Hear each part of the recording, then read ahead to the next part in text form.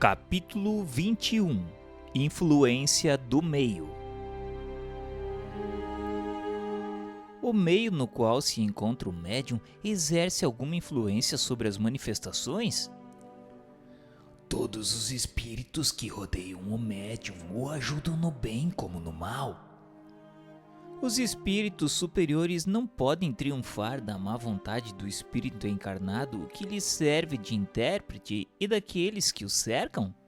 Sim, quando julgam útil e segundo a intenção da pessoa que se dirige a eles. Já o dissemos, os espíritos os mais elevados podem algumas vezes se comunicar por um favor especial, não obstante a imperfeição do médium e do meio.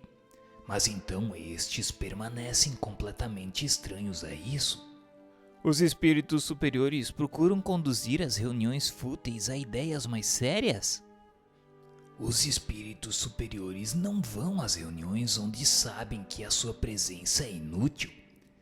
Nos meios pouco instruídos, mas onde há sinceridade, vamos voluntariamente, mesmo quando aí não encontrássemos senão instrumentos medíocres. Mas nos meios instruídos, onde a ironia domina, não vamos. Ali é preciso falar aos olhos e aos ouvidos. É o papel dos espíritos batedores e zombeteiros. É bom que as pessoas que se gabam de sua ciência sejam humilhadas pelos espíritos menos sábios e menos avançados. O acesso às reuniões sérias está interditado aos espíritos inferiores? Não. Algumas vezes aí ficam a fim de aproveitarem os ensinamentos que vos são dados, mas se calam como estouvados em assembleias de sábios.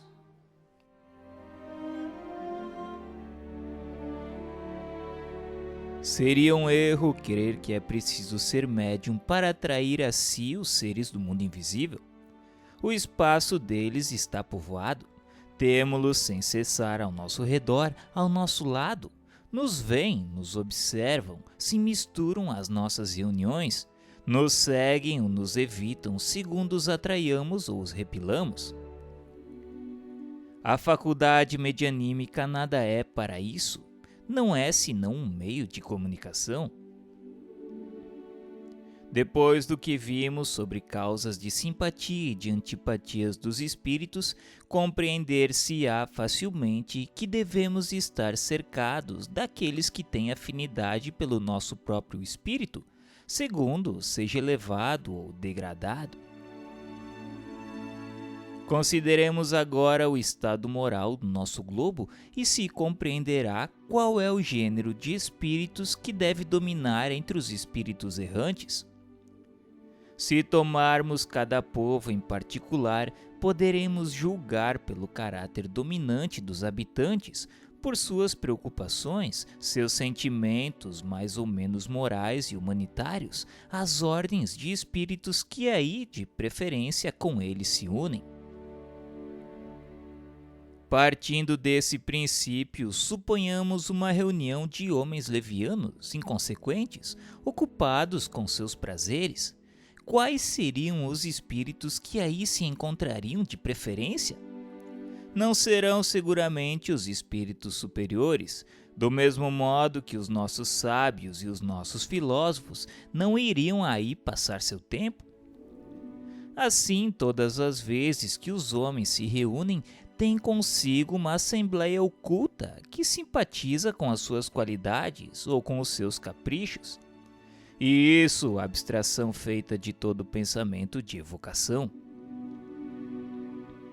Admitamos agora que tenham a possibilidade de se comunicar com os seres do mundo invisível por um intérprete, quer dizer, por um médium. Quais serão os que irão responder ao seu apelo? Evidentemente serão aqueles que aí estão prontos e que não procuram senão uma ocasião para se comunicarem. Se em uma assembleia fútil se chama um espírito superior, ele poderá vir e mesmo fazer ouvir algumas palavras razoáveis, como um bom pastor vem ao meio de suas ovelhas desgarradas. Mas do momento em que não se vê nem compreendido e nem escutado, ele se vai, como faríeis vós mesmos em seu lugar, e os outros têm sua liberdade de ação. Não basta sempre que uma assembleia seja séria para ter comunicações de uma ordem elevada. Há pessoas que não riem jamais e cujo coração por isso não é mais puro. Ora, é o coração, sobretudo, que atrai os bons espíritos. Nenhuma condição moral exclui as comunicações espíritas. Os que, porém, estão em más condições, esses conversam com os que lhes são semelhantes, que não hesitam em nos enganar e frequentemente lisonjeiam nossos preconceitos. Vê-se por aí a enorme influência do meio sobre a natureza das manifestações inteligentes. Mas essa influência não se exerce como pretenderam algumas pessoas, então, quando não se conhecia ainda o mundo dos espíritos como se conhece hoje, e antes que experiências mais concludentes viessem esclarecer as dúvidas. Quando as comunicações concordam com a opinião dos assistentes, não é porque essa opinião se reflete no espírito do médium como num espelho. É porque tendes convosco espíritos que vos são simpáticos para o bem como para o mal, e que são muitos em vosso ponto de vista.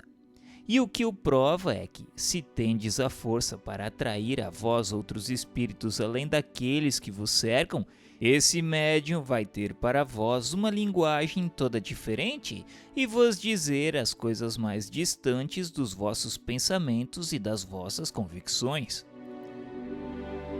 Em resumo, as condições do meio serão tanto melhores quanto haja mais homogeneidade para o bem, mais sentimentos puros e elevados, mais desejo sincero de se instruir sem ideias preconcebidas.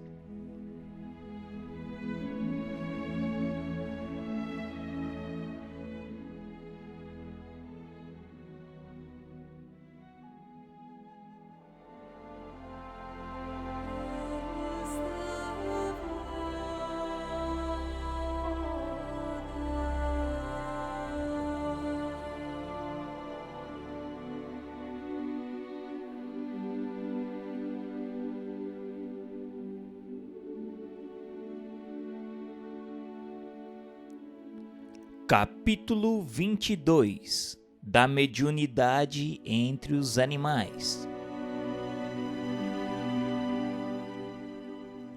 Os animais podem ser médiuns?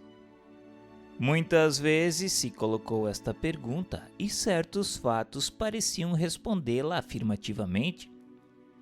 O que pôde, sobretudo, abonar esta opinião foram os sinais notáveis de inteligência de certos pássaros adestrados que parecem adivinhar o pensamento e tiram de um maço de cartas as que podem dar a resposta exata a uma questão proposta.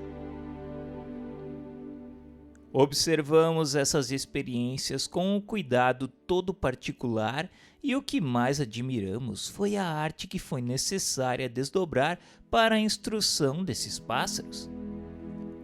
Não se lhes pôde, sem dúvida, recusar uma certa dose de inteligência relativa, mas seria preciso convir, em certas circunstâncias, sua perspicácia ultrapassaria de muito a do homem, porque não há pessoa que possa se gabar de fazer o que eles fazem. Seria preciso mesmo, para certas experiências, lhes supor um dom de segunda vista superior aos dos sonâmbulos mais clarividentes. Com efeito, sabe-se que a lucidez é essencialmente variável e que está sujeita a frequentes interminências, ao passo que entre esses pássaros ela seria permanente e funcionaria no momento próprio com uma regularidade e uma precisão que não se vê em nenhum sonâmbulo. Numa palavra, ela nunca lhe faltaria. A maioria das experiências que vimos foram da natureza daquelas que fazem os prestidigitadores e não puderam nos deixar dúvida sobre o emprego de alguns de seus meios, principalmente o das cartas forçadas.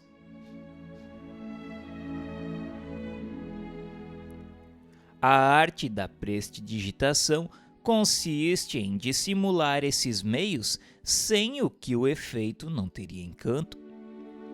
O fenômeno, mesmo reduzido a essa proporção, não é menos interessante e lhe resta sempre para admirar o talento do instrutor, como também a inteligência do aluno, porque a dificuldade a vencer é bem maior da que se o pássaro não agisse senão em virtude de suas próprias faculdades.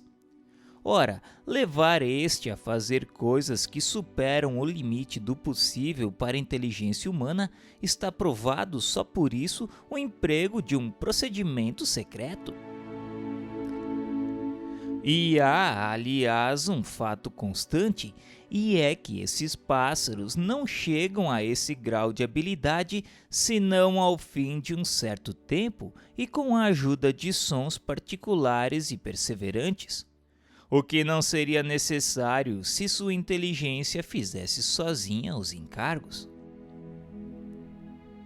Não é mais extraordinário dirigi-los para tirar as cartas do que habituá-los a repetirem músicas ou palavras.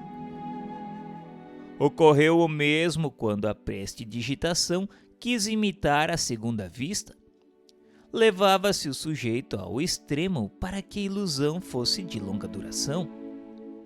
Desde a primeira vez que assistimos a uma sessão desse gênero, nela não vimos senão uma imitação muito imperfeita do sonambulismo, revelando a ignorância das condições mais essenciais dessa faculdade. Seja como for em relação às experiências acima, a questão principal não ficou menos intacta em relação a um outro ponto de vista, porque do mesmo modo que a imitação do sonambulismo não impede a faculdade de existir, a imitação da mediunidade por meio de pássaros não provou nada contra a possibilidade de uma faculdade análoga entre eles ou entre outros animais. Trata-se de saber, pois, se os animais são aptos, como os homens, para servirem de intermediários aos espíritos para suas comunicações inteligentes. Parece mesmo bastante lógico supor que um ser vivo, dotado de uma certa dose de inteligência, seja mais apropriado para esse efeito do que um corpo inerte, sem vitalidade, como uma mesa, por exemplo. Não obstante, não é isso que ocorre. A questão da mediunidade dos animais se acha completamente resolvida na dissertação seguinte, dada por um espírito, da qual se podem apreciar a profundidade e a sagacidade pelas citações que já tivemos ocasião de fazer. Para bem compreender o valor de sua demonstração, é essencial reportar-se à explicação que deu do papel do médium nas comunicações e que reproduzimos acima. Esta comunicação foi dada em seguida a uma discussão que teve lugar a esse respeito na Sociedade Parisiense de Estudos Espíritas.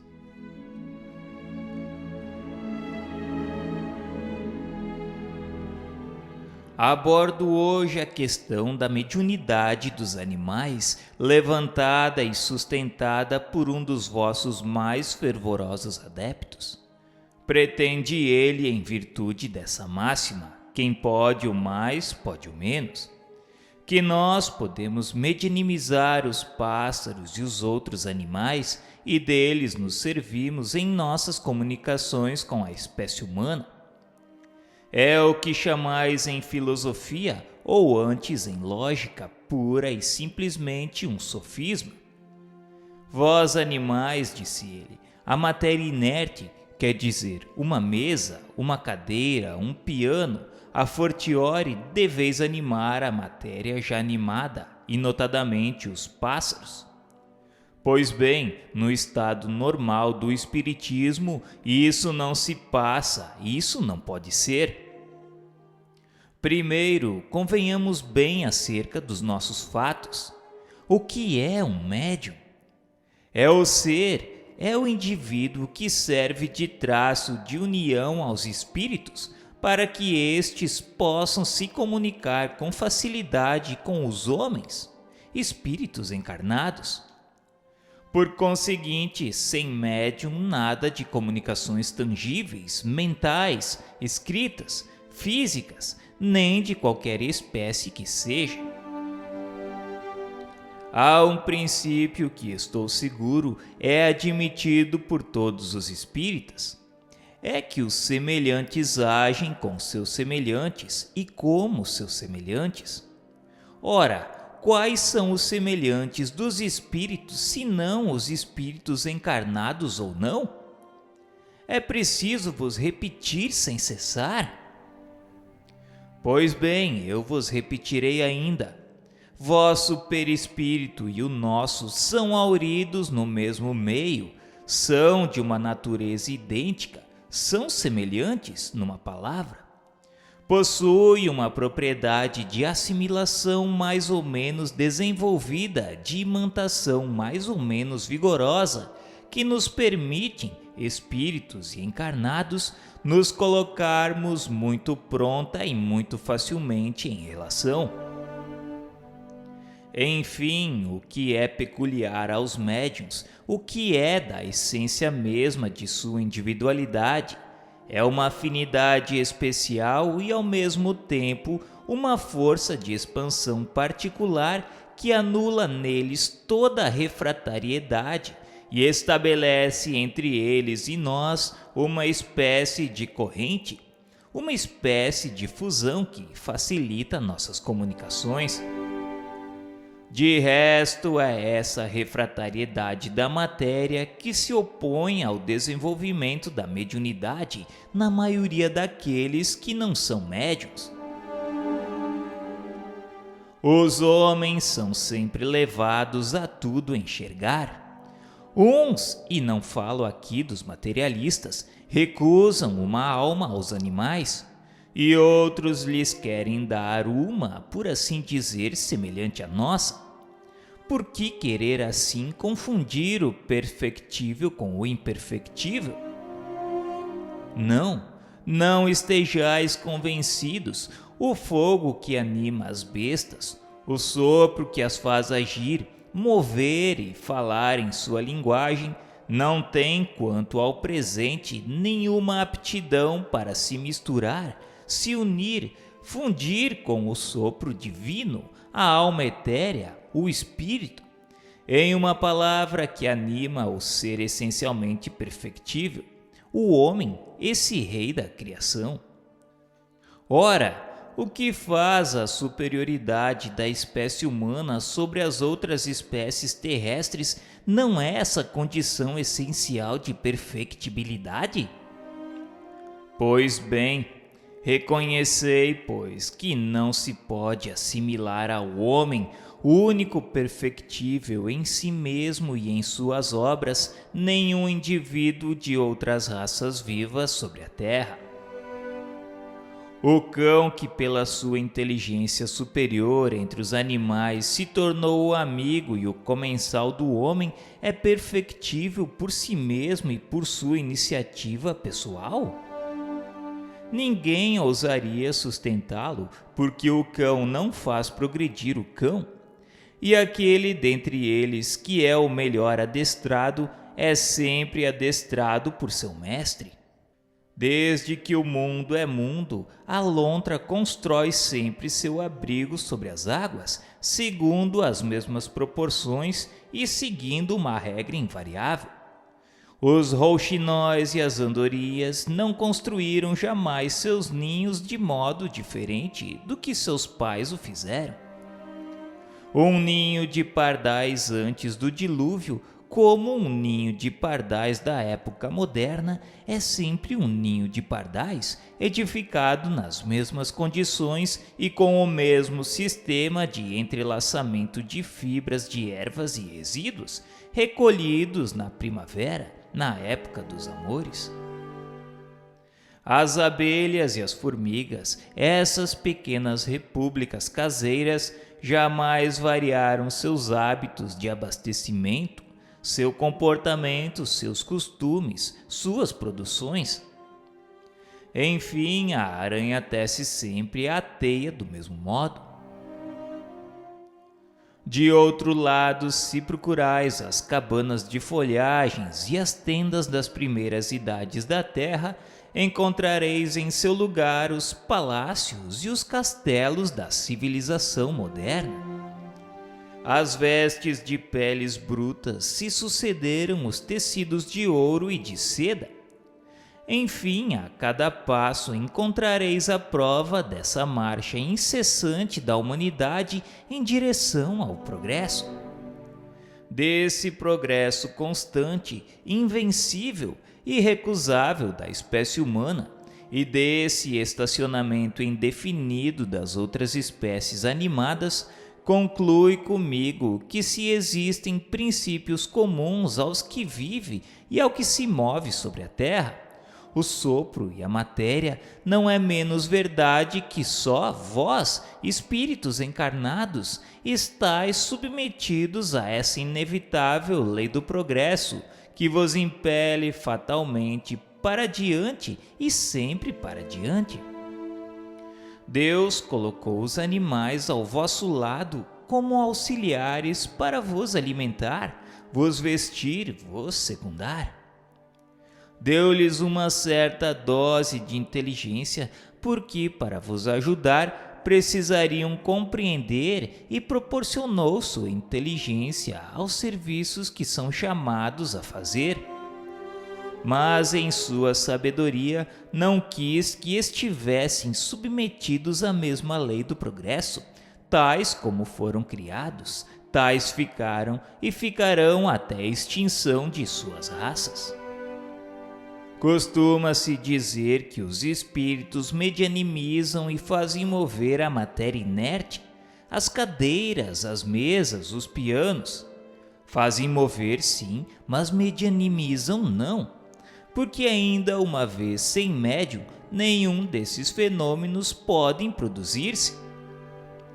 O que há de extraordinário em que, com a ajuda de um ou vários médiuns, façamos mover a matéria inerte, passiva, que justamente em razão de sua passividade, da sua inércia, é apropriada para sofrer os movimentos e os impulsos que desejamos lhe imprimir?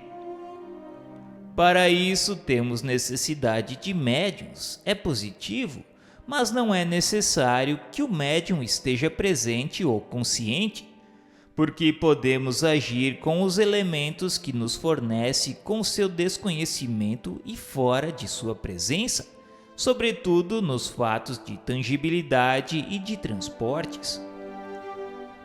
Nosso envoltório fluídico, mais imponderável e mais sutil do que os mais sutis e os mais imponderáveis dos vossos gases, se unem, se casam, se combinam com o envoltório fluídico mais animalizado do médium, e do qual a propriedade de expansão, de penetrabilidade é inacessível para os vossos sentidos grosseiros e quase inexplicável para vós, nos permite mover os móveis e mesmo quebrá-los em quartos desabitados. Certamente os espíritos podem se tornar visíveis e tangíveis para os animais, e frequentemente tal medo súbito que os toma e que não vos parece motivado é causado pela visão de um ou de vários desses espíritos mal intencionados para com os indivíduos presentes, ou para com eles a quem pertencem esses animais. Muito frequentemente observais cavalos que não querem nem avançar nem retroceder, ou que empinam diante de um obstáculo imaginário. Pois bem, tende por certo que o obstáculo imaginário frequentemente é um espírito ou grupo de espíritos que se comprazem em lhes impedir de avançar. Lembrai-vos da mula de Balaão, que vendo um anjo diante de si e temendo sua espada flamejante, se obstinava em não se mover. É que antes de manifestar visivelmente a Balaão, o anjo quis se tornar visível só para o animal. Mas repito, não medianimizamos diretamente nem os animais, nem a matéria inerte. Precisamos sempre do concurso consciente ou inconsciente de um médium humano, porque precisamos da união de fluidos similares, o que não encontramos nem nos animais, nem na matéria bruta. O Sr. T, disse ele, magnetizou seu cão. Aqui chegou. Ele o matou porque esse infeliz animal morreu depois de cair numa espécie de atonia, de languidez, consequente de sua magnetização. Com efeito, inundando-o de um fluido aurido em uma essência superior à essência especial à sua natureza, a esmagou e agiu sobre ele, embora mais lentamente, à maneira do raio. Portanto, como não há nenhuma assimilação possível entre o nosso perispírito e o envoltório fluídico dos animais propriamente ditos, nós os esmagaríamos instantaneamente se os medianimizássemos. Isto estabelecido, reconheço perfeitamente que entre os animais existem aptidões diversas, que certos sentimentos, certas paixões idênticas às paixões e aos sentimentos humanos se desenvolvem neles, que são sensíveis e reconhecidos, vingativos e odientos, conforme se haja bem ou mal para com eles. É que Deus, que não faz nada incompleto, deu aos animais, companheiros e servidores do homem, qualidades de sociabilidade que faltam inteiramente aos animais selvagens que habitam as solidões. Mas daí o poder servir de intermediário para a transmissão do pensamento dos espíritos a um abismo à diferença das naturezas. Sabeis que tomamos ao cérebro do médium os elementos necessários para dar ao nosso pensamento uma forma sensível e compreensível para vós. É com a ajuda dos materiais que possui que o médium traduz nosso pensamento na linguagem vulgar. Pois bem, que elementos encontraríamos no cérebro de um animal? Há palavras, nomes, letras, sinais qualquer similares àqueles que existem entre os homens, mesmo os menos inteligentes. Entretanto, direis, os animais compreendem o pensamento do homem. Adivinham-no mesmo? Sim, os animais adestrados compreendem certos pensamentos, mas já os viste reproduzi-los? Não. Concluí, pois, que os animais não podem nos servir de intérpretes. Para me resumir, os fatos medianímicos não podem se manifestar sem o concurso consciente ou inconsciente de médiuns, e isso apenas entre os encarnados, espíritos como nós que podemos encontrar aqueles que nos sirvam de médiuns. Quanto ao adestramento dos cães, dos pássaros ou outros animais para fazer tais ou tais exercícios, é assunto vosso e não nosso.